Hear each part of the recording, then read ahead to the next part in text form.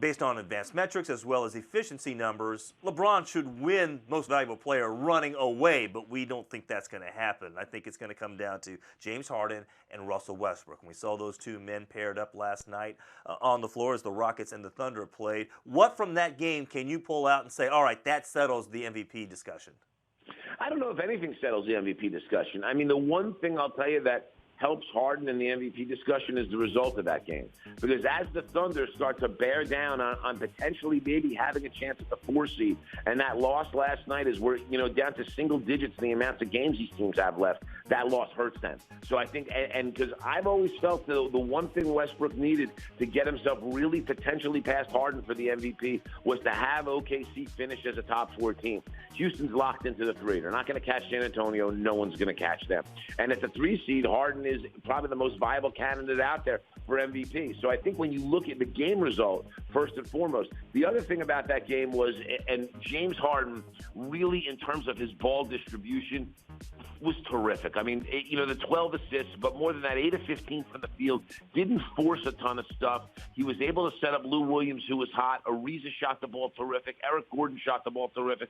So much of this was generated by the fact that OKC's paying heavy, heavy attention to James Harden. So I think, his ability to find other people and get other guys relevant in that offense, I think is, kind of gives him a little bit of a leg up. Listen, Westbrook's had an unbelievable year, and I don't stand for anyone that wants to accuse him of stat chasing because I don't think he's done any of that at all. I think he's been absolutely incredible. But when you look at how come on, he's done a little bit of it.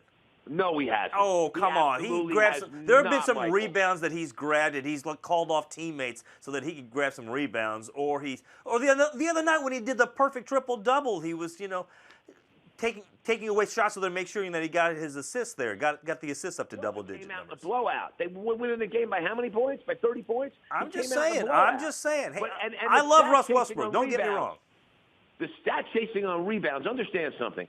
This team is second in the league in fast break points. Why? Because the ball's in Russell Westbrook's hands to push it up the floor. What's the fastest way to get it in his hands? I agree. To push it up the floor. I agree. But there have been moments there, Geltzeiler, at the end of games where he has basically called off other players so that he could get the rebounds. At the end of games when he needed to add a couple more. If there's a basketball purpose behind him getting the rebound, and there always is with the way this team plays, it's not stat chasing. There's a basketball purpose behind it. I mean, listen, in the end, Westbrook is a guy that cares more about winning than he does getting triple-doubles. I agree. Is it an unbelievable season? Is it historic? It is. But I think what we do by even introducing stat chasing into the mix for him based upon the way he's carried a load for this team, I think is patently unfair in terms of the effort that he's made. Again, I don't have him as the MVP of the league, but I will tell you something. What he is doing is downright historic, and I think we have to be very careful in even bringing that conversation up because it pours cold water on an incredible achievement, and Russell Westbrook doesn't deserve that. Yeah, I'm not saying that he does it by like on a nightly basis. I got the cold water here, Geltzeiler. I can pour it on Kimmer if you need me to. Just let me know. Saying, when you say any, there are no absolutes here. That's all I'm saying. Careful about the absolutes. 28-8, Michael. When Russell Westbrook gets a triple-double, they need the numbers out of him. They do.